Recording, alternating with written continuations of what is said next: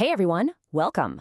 I'm a lead product designer in the gaming world, and today I want to pull back the curtain a little bit on one of our biggest challenges, actually our most fundamental challenge, keeping you engaged. It's not just about making a game that's fun for an hour, it's about making it a real part of your life. And here's exactly why that's so tough. I mean, look at this number. In the mobile gaming market, which is just hyper competitive, the stats are, well, they're brutal. After only 30 days, less than 5% of people are still playing a game they downloaded. Think about that. For every 100 people who download our app, 95 of them are gone inside a month. It's a huge problem. So how do we fix that? How do we become part of that tiny 5%? Well, our solution is a really carefully crafted playbook.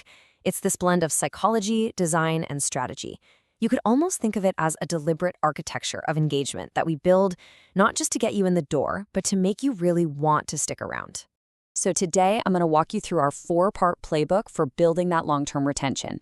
We'll start with the psychology behind it all, the why, then we'll get into the tactics, the how, and we're going to end with a really critical question, the should we.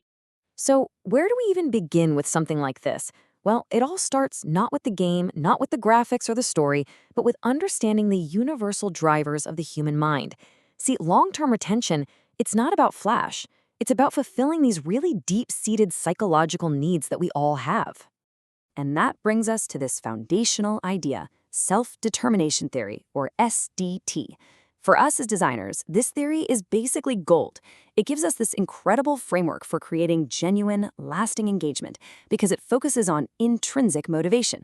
That's the desire to do something just because it's interesting and you enjoy it, not because you're going to get some prize at the end. And SDT boils it all down to these 3 core needs: autonomy, competence, and relatedness.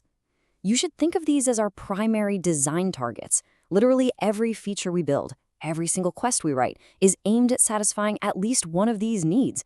When we get that right, we build a foundation of a game that you actually want to come back to. Okay, so once we've got the psychological why down, we can get into the tactical how. And that all starts with your daily routine. We need to figure out how to make our game a small, almost effortless part of your day every single day.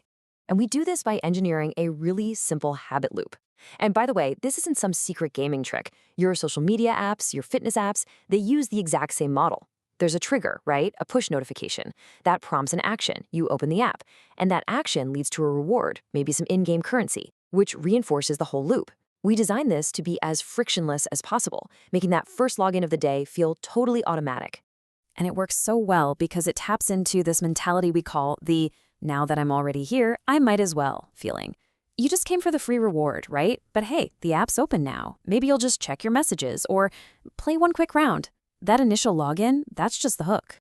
And the impact is just huge. I mean, the data really doesn't lie. Some platforms have reported that just by putting in these daily systems, you can boost how often people log in by up to 60%. That's massive. It completely transforms sporadic play into a consistent daily ritual. Now, a daily habit is a fantastic start, but it's not going to be enough on its own. Our ultimate goal is that long-term loyalty, and that means we need to expand your horizon from "what am I doing today" to "what am I working towards this year?" The way we do this is by shifting the design focus. We move from a finite experience, like a story-driven game with a beginning and an end, to an infinite one. Think about games like chess or League of Legends. There's no final boss. The whole point isn't to finish the game. The goal is just this constant journey of progression and self-improvement against other people. And we build this infinite structure with a few key pillars. Competitive leaderboards give you a clear ladder to climb. Seasonal content kind of resets the whole playing field every few months, which gives everyone a fresh start. And these ever-expanding stories and progression systems, they make sure there's always something new to achieve, giving you a reason to come back long after you've mastered the basics. Okay, and this brings us to the most critical and honestly the most difficult part of our playbook. This is where we have to really confront the fact that the line between a positive influence and just outright manipulation can get dangerously blurry. Look, we have these incredibly powerful psychological tools at our disposal. We can build habits, we can drive behavior, and with that kind of power comes an enormous responsibility to use it ethically. And I'm telling you, this is a constant, ongoing conversation in our design meetings. One of the most potent tools we use is the fear of missing out, FOMO. By introducing limited time events, exclusive items, or seasonal passes that expire, we create this powerful sense of urgency. And that apprehension, it can be a huge motivator, sometimes even powerful enough to override your own rational decision making.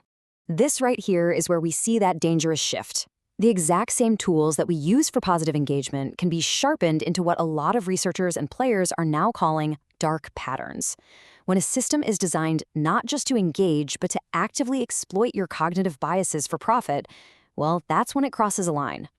Let's just take a closer look at a really specific example. This slide shows just how closely some of our monetization mechanics, like loot boxes, can mirror the established psychological principles of gambling. You've got the variable, unpredictable rewards. You have the celebratory sounds and lights when you get a win, and you even have that urge to chase your losses by buying just one more box. The parallels are pretty undeniable, and frankly, they're deeply concerning.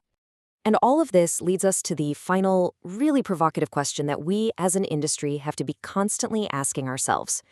Where does our responsibility to create an engaging product end and a player's own personal responsibility begin? It is a complex, ethical tightrope, and you know what? It doesn't have an easy answer. It's a conversation we all need to keep having, both as designers and as players. Thanks for listening.